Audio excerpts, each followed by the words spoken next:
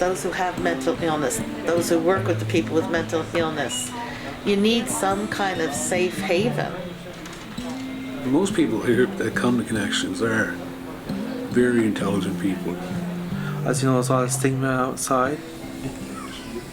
The people here understand what I'm going through. Here it's different. We're all in the same boat. I became completely different man, healthy man. And it feels safe. Like if I go out in public, people don't really know I'm sick and I feel kind of scared, but if I were to come here, I wouldn't feel so scared. I would feel welcome just to hang out. All of them are good friends for me. In my heart, beats for everybody. People living with mental illness seem to be kinder, and I definitely am.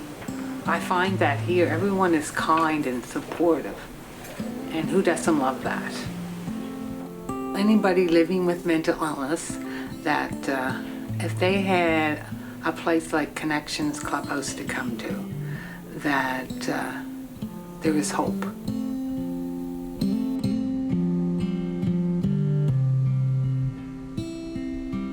I'm helping make this film because I think it's important that people understand that people living with mental illness are the same as everyone else. I used to feel ashamed of who I was, and now I feel proud of myself that I have come so far.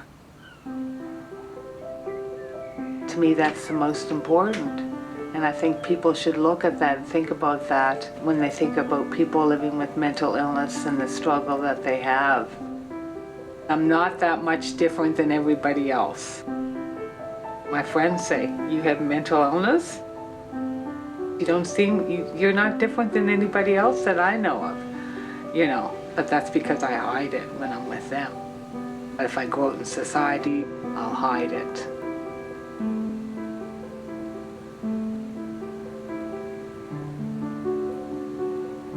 I love home decorating. I'm always changing my apartment around.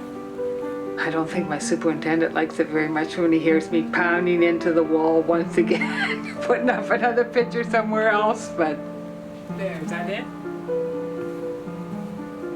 I painted it. My landlord let me paint all my closet doors and cupboards in my kitchen.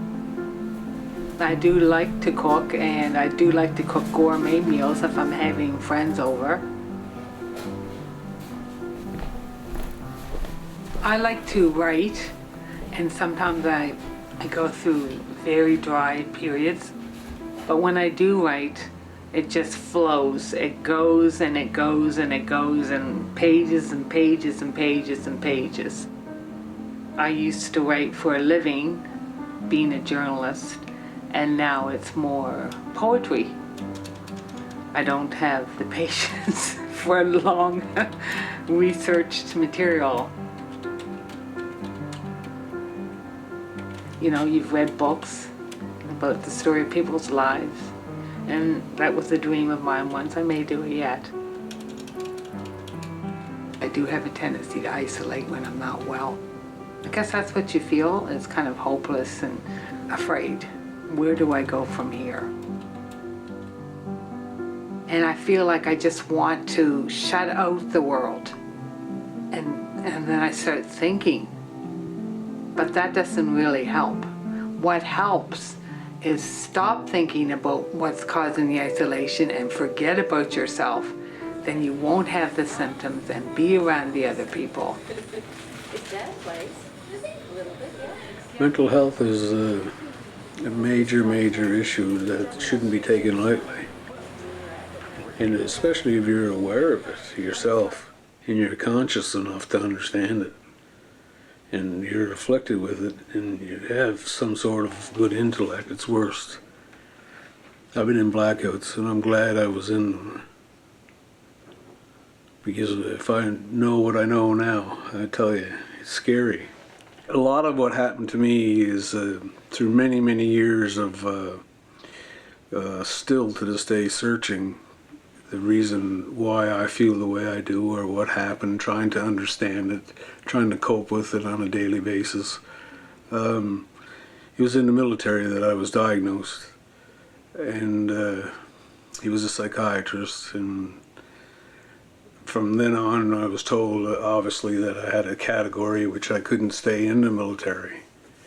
So naturally I decided to see what I could do to pursue another career, and I was quite shattered, and I felt my whole world came to an end. You know, that where am I going to start? Falling down on your face. And then as the years went by, it was the same thing. You go for a period of time and then you fall back on your face, get up again, start all over again. It's a continuous process. But so anyway, I went to college and I studied to teach people with disabilities. And it was an escape for me. It was still me being a part of denial, trying to help everybody else, but I couldn't help myself, and I was ashamed. I was embarrassed to really feel that way, knowing that I was different, or thinking I was different, and that I couldn't communicate effectively or honestly. So my life was just in disarray.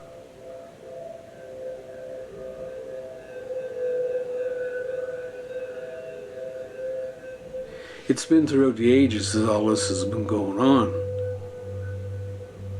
Like society thinks we're more of a menace to society, and we cause more problems than we can create good. We're millions of years ahead to what it was when I was diagnosed. People were barbaric.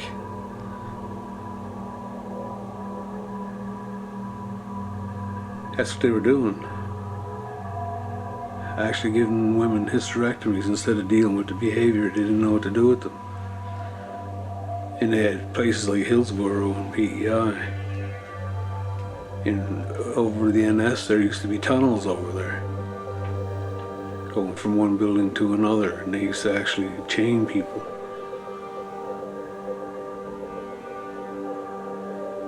When we speak about mental illness, we're talking about schizophrenia, we're talking about manic depression, we're talking about all those types of mental illnesses. Well, it's like people with orange hair, they're different.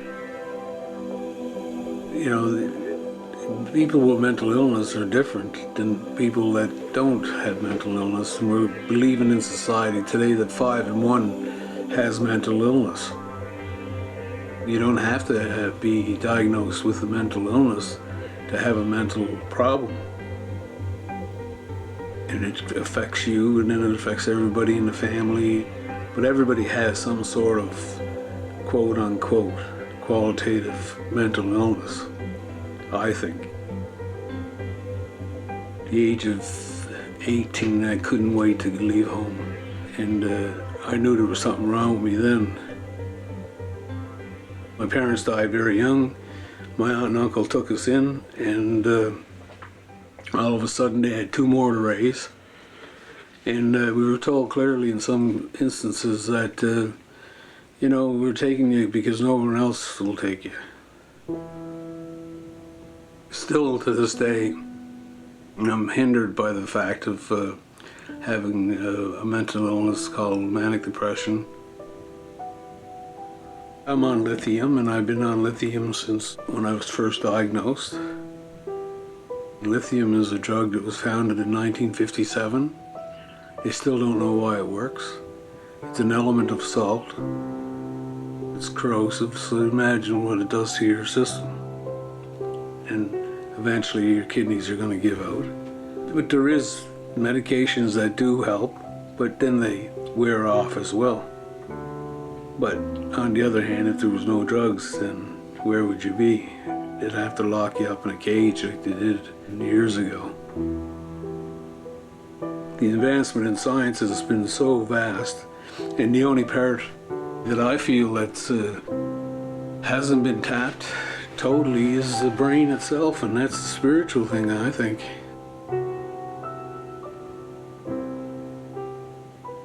I was first diagnosed, when I was 25 years old. Now I'm 59. And when I was first diagnosed, my family just didn't want to accept. And the diagnosis was clinical depression.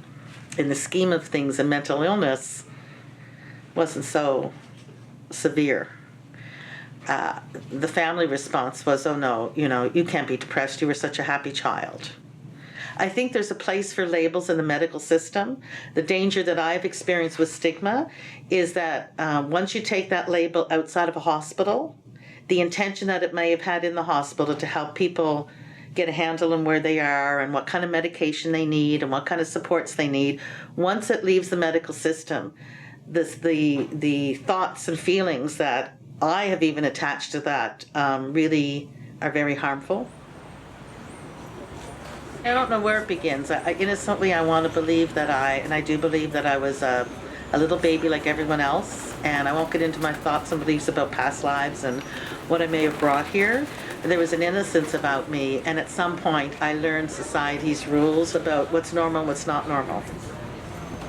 From my own experiences, people are really afraid of what they don't know and what they don't experience. I get frustrated and angry about it because sometimes no matter how balanced or healthy or well I can be, when I take that out into the world, it's tough. There's not a lot of places where I think we're really heard and understood, and I know it's changing, and I know it's much better than it was years ago. It's just not good enough. Those who are walking around with their wounds more open, we do threaten the status quo in society, and I think a lot of fear comes up.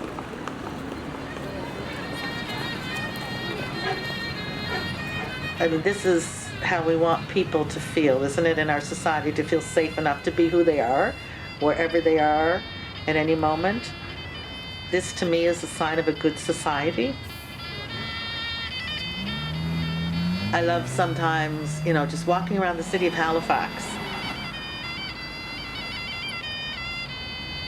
I enjoy being alive, and I never thought I'd make that statement. Being able to look out, see a green tree. Simple things bring me joy.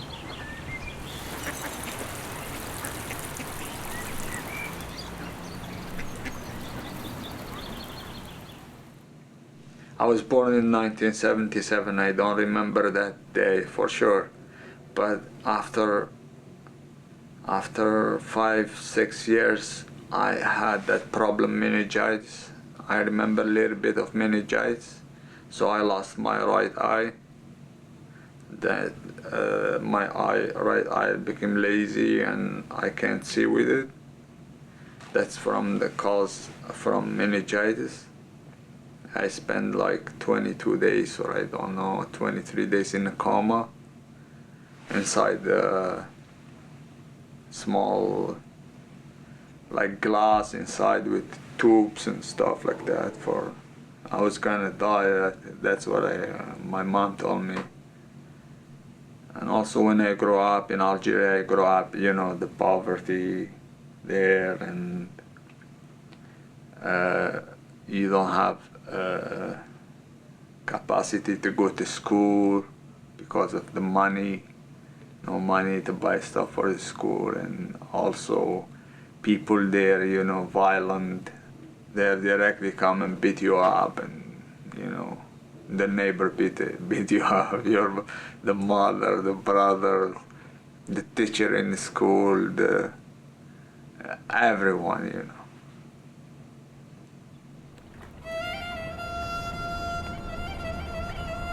I was grew up there until 19 years old. So when I moved out of Algeria, I moved to France, and after France I came here to Canada. I checked in geography of Canada and I see Nova Scotia. So I learned a little bit about Nova Scotia there in Montreal. It's old-fashioned and quiet city and everything. So I decided to move here after 2 years spent in Montreal. The connection support here for people with an illness like me is big city like Montreal is not easy.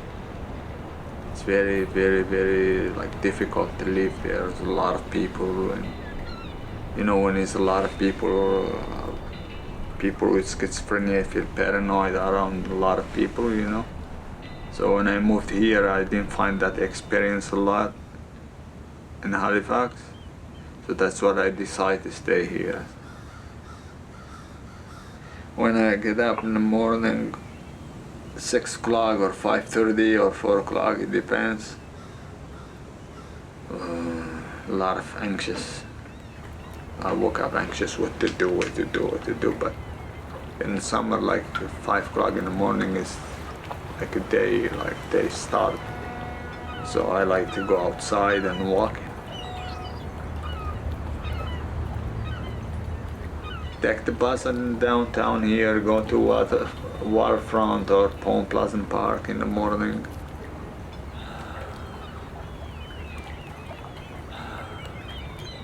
Nobody around, or once in a while you see someone walking by. If you look at them, if they say hi, say hi. When I'm talking to someone that they don't know me, I don't tell him that I have an illness. Like that, I'll stay away from the stigma, you know, like. I tell you, schizophrenia, like, big problem in the head. It's not easy to come to a conclusion just like that.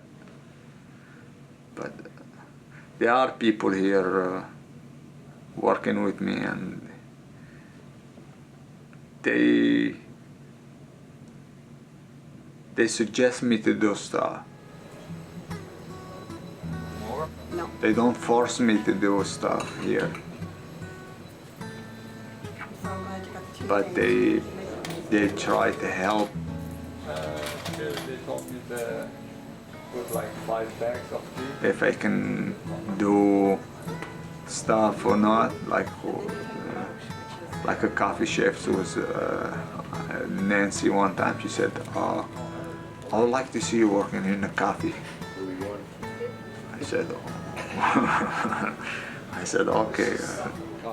When I'm working in a cafe, some members, I'm going to connections. Why are you going to connections? I'm going to socialize. I'm going to drink coffee. Then you bring smile to their face, like you serve them coffee for 35 cents. That's it, and good coffee. And ice cream for 50 cents, pop for 50 cents. So that's very good, eh? How much is the fruit?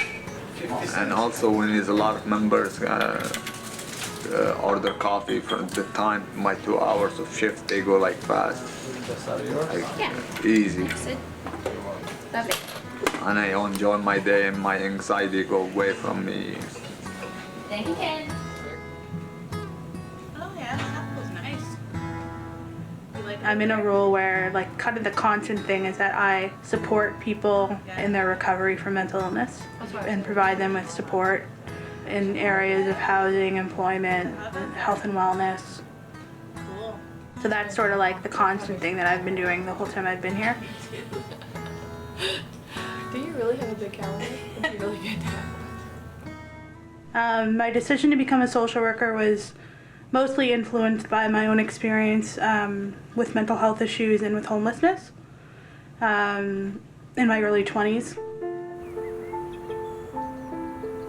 All through my teens, I had symptoms of depression and anxiety and a lot of difficulty functioning in school.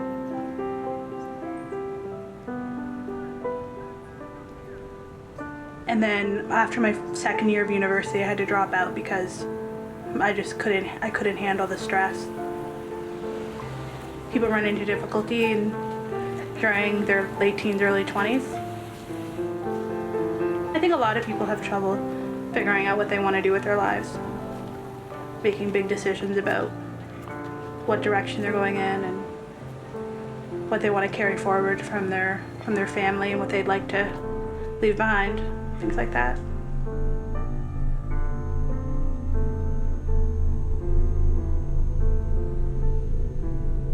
When you're in the midst of a crisis or mental health distress, it's really easy to sort of just assume that it's never going to change and that that's how it's always going to be. I basically lost every single one of my friends. Like, there may be one or two people who continued to spend time with me and hang out with me.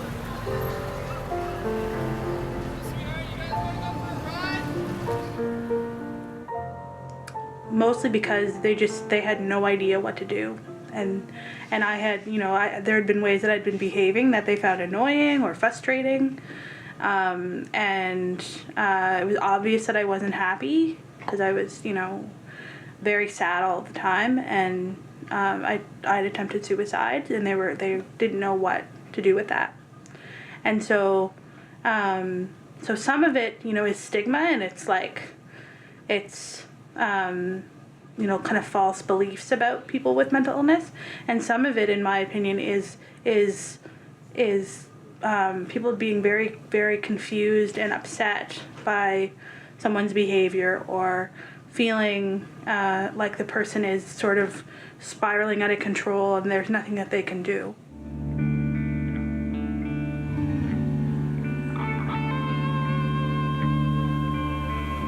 Because I think we all have to kind of go through our own journey of healing and of dealing with our problems. And I went through a period of being quite unwell to the point where I ended up in a shelter, in a couple of different shelters, kind of bouncing around.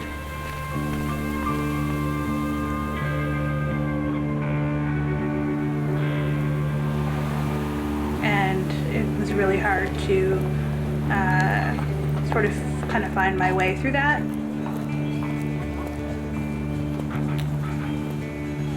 So it took a lot of work to reach a point where I could start to kind of build my life and could get out of kind of the street culture.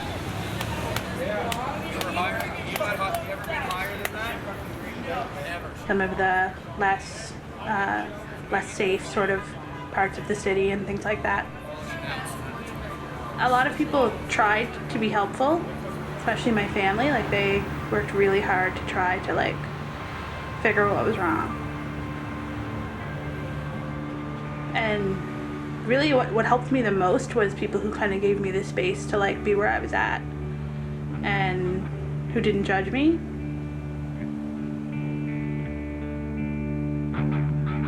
The people who helped me, that's what they did.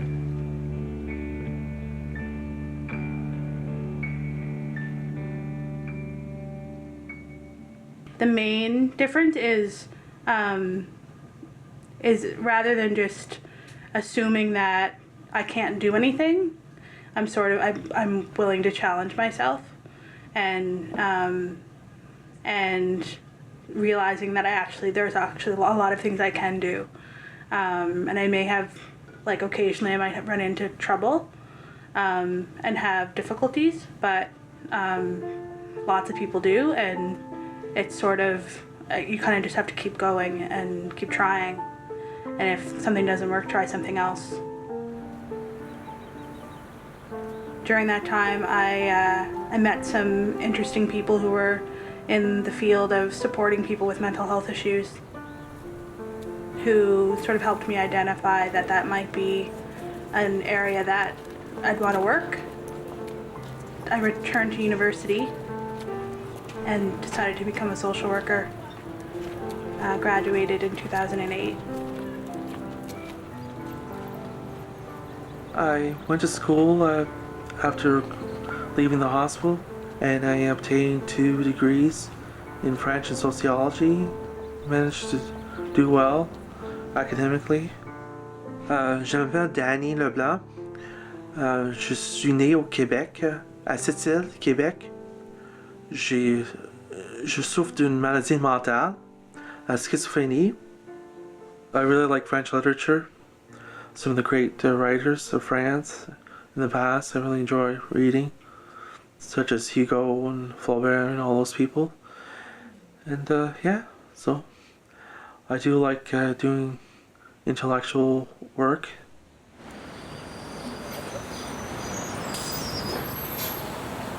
I have 2 jobs, 2 part-time jobs, and crossing kids at the school and collecting cards at the grocery store. And yeah, that really keeps me going.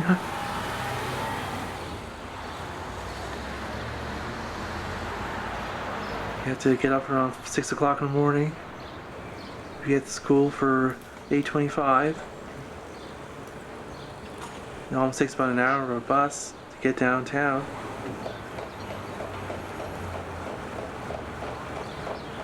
I just enjoy getting up in the morning and being up there at the school. I enjoy seeing the kids cross the street every day. It is touching when you see some kids crossing the street without their parents for the first time.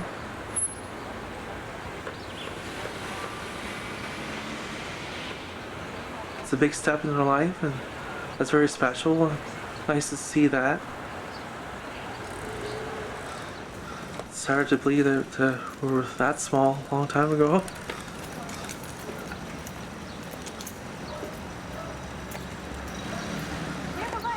With the employment services available at Connections, that was very helpful for me in terms of finding employment. I think the majority of us are able to reintegrate into society and work and have a meaningful, enjoyable life. It's nice to have a cat at home. When you open the door, you have a cat waiting for you at the door. That feels good.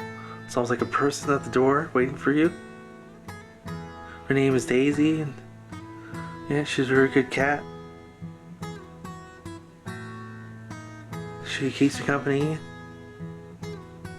She's high maintenance, but yeah, give her a lot of treats. She's spoiled. I spoiled her, I guess. Yeah, sometimes I do feel lonely. People saying nasty things about people with mental health issues. Try to connect with friends and staff in the hospital and Connections. Just take one day at a time. I don't know why I'm sick. I strongly believe it has something to do with my past. I think it's something I did or that someone else did to me. It's really frustrating because I don't fully understand my illness. To me, I think I'm a different person every day. I tend to worry a lot. I often think I have lost everything. I'm constantly going backwards, thinking that my day was better before. I have a hard time being around others. I feel I am always like a yo-yo, going back and forth. In the beginning of my illness, that's all I could talk about. I would talk about my illness with my family. I've been hospitalized many times. It helped me because it forced me to be around people. You can learn a lot about yourself when faced with hard times. Other people can teach you a lot about who you are just by being around them. I really struggled with thinking everyone was commenting on me and making fun of me. I would spend a lot of time in my room alone just to avoid others. I really believe everything happens for a reason, and that God is looking out for me. I also believe you have to go through the bad to get to the good. I do not hear voices, but I get thoughts that tell me what to do and what not to do. Lately, I listen to the thoughts because I believe they come from my heart and that I need to listen to them. Every day I struggle, but I try my best to write my struggles down on paper to help me get by. I am on a very small dose of medication, And sometimes I consider myself lucky because I don't have it as bad as others. I never feel like giving up because tomorrow is always a new day. It's been a really tough road. I am doing much better than years ago. I was very delusional and even violent in the beginning, but recovery is a process. It takes time. They say no one really knows why this illness starts, and I guess we will never know. I guess I can't keep worrying about why this happened to me, but just learn to live with it and do the best job I can do with coping. My name is Alicia Colburn, and I have schizophrenia. Okay.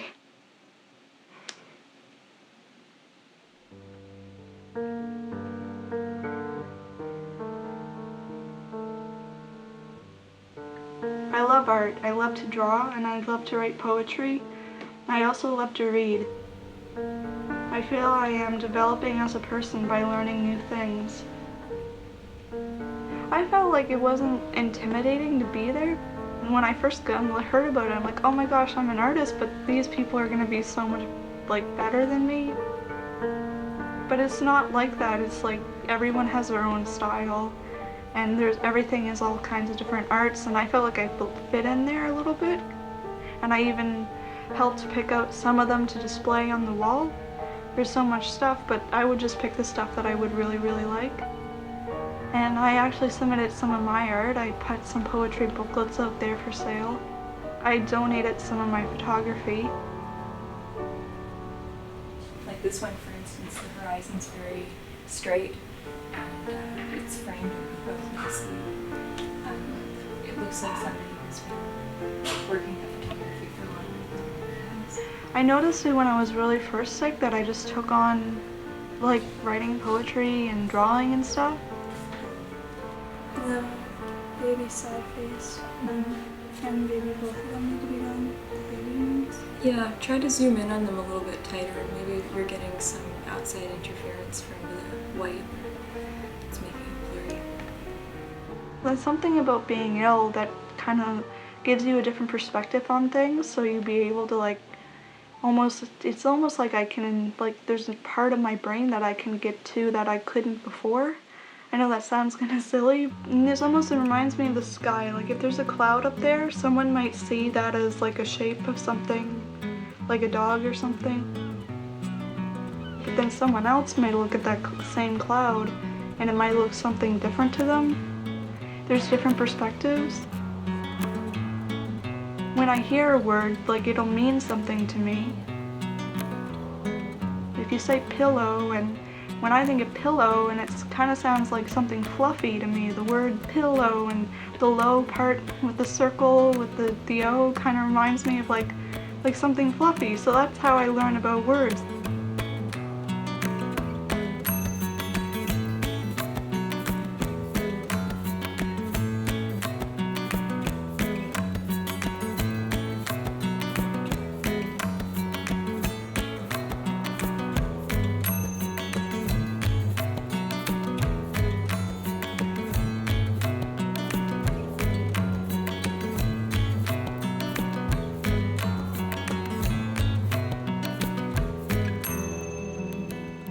Having schizophrenia is an up and down battle. It's never gonna be flat or straight. I'm always having good days and bad days, good days and bad days. So it's just something you gotta deal with, and you can't just sometimes I wish, everything will go away and I'll just be better one day. But once you learn how to cope with a lot of your triggers and stuff like that, it gets a lot easier. And over time helps a lot too.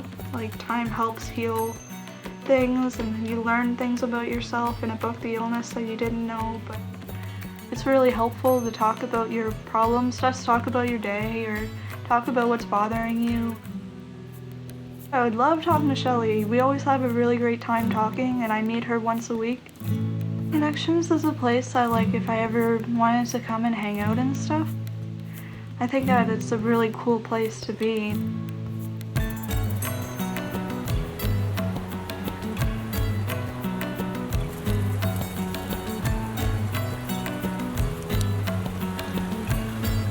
Connections keeps me sane. what goes with this illness is loneliness, and most people aren't in relationships. I'm able to reach out for help. And there's people that can't. And the ones that can't are the ones that are suffering the most. Connections provides some sort of nucleus, but we still have to have more to be able to push people back into the community, to get real jobs. And most people that have mental illness like to have the anonymity that other people have.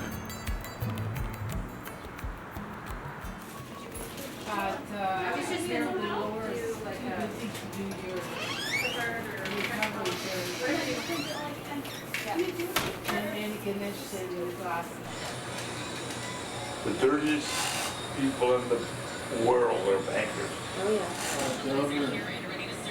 I came here and I've still come here 14 years now. And I'm the one that did all the walls in here, plastered them and on and did all the maintenance, but it was certainly a major success story for me to be able to be busy. We're still going to draw power while we're doing this. And just keep active.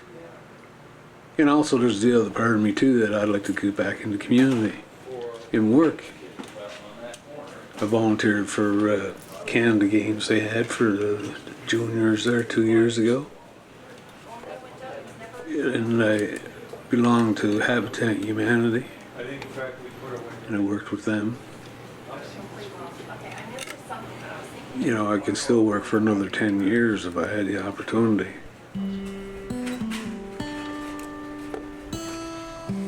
I think it's important that there are basic things we have to do here, like work in the kitchen or take out the garbage. Like there's some roles and duties, and I'd like to see us held a little more accountable for that as a community. So I guess connections replaces everything I missed throughout my life. When I look at myself and I look at all of us here at Connections who come here for many different reasons, I think we're winners. It starts small with the parents of the people who have mental illness, those who have mental illness, those who work with the people with mental illness. You need some kind of safe haven to come together and hear people's thoughts and feelings. The time of hiding people because they don't look a certain way or don't think a certain way or don't feel a certain way, that just doesn't exist anymore. Connections has helped me learn about myself and make friends, find employment. If I am able to help people do what they want to do and see them set goals that they want to set and live their dream that they have and do what they want to do and not feel held back. Hello, this is Teresa Brown from the Schizophrenia Society. Could I speak to Norman, please? My journey of life, or my road to recovery, has changed me. When I look back and think when I was working full-time, I wasn't taking medication, living what others call a full life, and then became ill for the second time, that I have learned so much and have become a totally different person. And I like that person a lot better. Hi, sir. How are you? Hi. You want a coffee? All of these people are very nice and very smart and very kind. They're very honest and polite and nice for me. They know I'm from someplace new here. They all try to take care of me. They know many things I don't know. I don't know monies. I don't know things.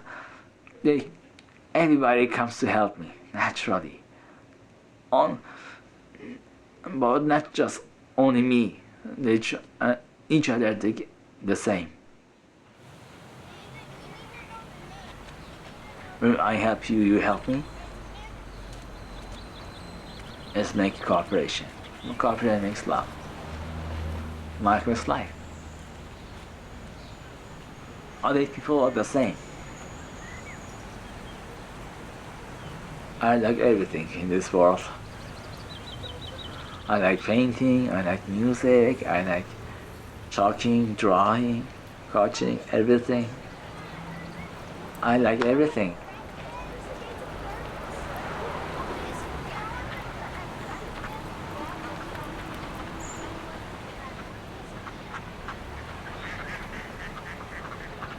I think art is the second part of evolution, of civilization, of making something new and adding something new to other things in this world.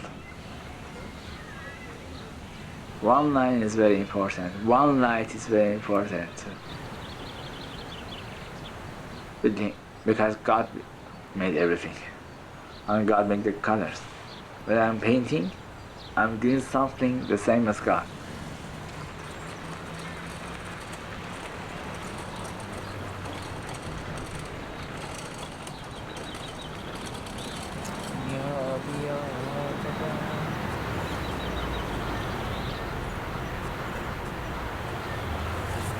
Though I feel a female here, where I chop that golden sun, me and then I call myself, I'm on the way to hell, so I'm back, and yet I follow song, I check the jam and breath, that will bring us back to the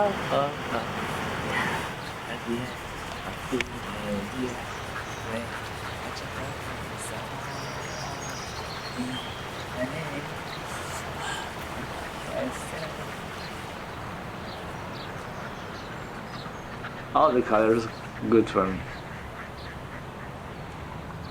For me, white and black, the same, beautiful.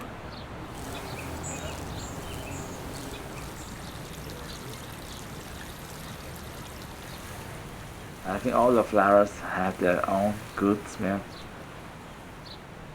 their own life. So all of them are beautiful the same. Some flowers are blue, some of them red, some are green, some of them yellow, orange, red, everything. So all of this for me is pretty the same.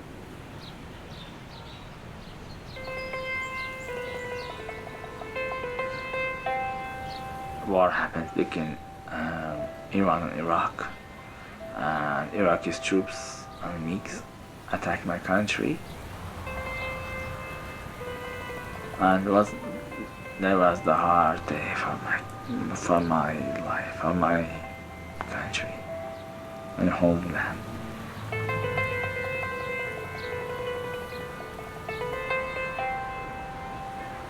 Go and learn how to shoot, how to fight, martial arts, to be ready, go and to fight with them.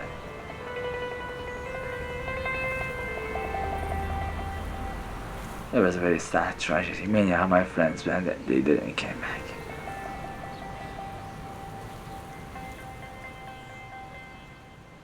My philosophy is being honest and kind to everyone. Not matter small or big, old or young. Everything for me are the same. Many people darkness in this world, like a rebel told. Yes. We have a lot of darkness in this world. Life is not always sunshine. But I think it is true. But we can change it if we want, from black to white.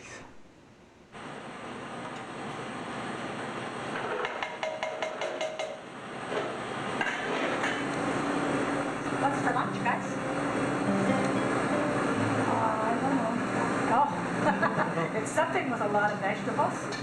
When someone's unwell and they're not receiving the right kind of treatment, they usually seem like really scattered and like they couldn't take care of themselves, and they'd be, just too vulnerable to be in the community and they wouldn't be able to hold down a job. And there's all of those perceptions, but when someone is receiving the right sort of treatment and have the right support, they can do all kinds of really great things, including work, including have their own place, including get married and have children, all those things. And so it's really about access to treatment and access to proper care. I think the best thing that we do here at Connections is relate to people as people. Is this good strong coffee? Yeah, it smells great. Got my fingers crossed. I'm really hoping that I'm gonna go this fall. Yeah. Really downplay the professional divide that can be really strong in other settings, especially in hospital, because people often are recovering just as much from the system as they are from their illness. I think it takes a lot of courage to admit that you're vulnerable or that you have the experience of mental illness. People can make contributions to their community and do really great things. And even if it doesn't fit sort of what the expectations might be of society, it's still valuable.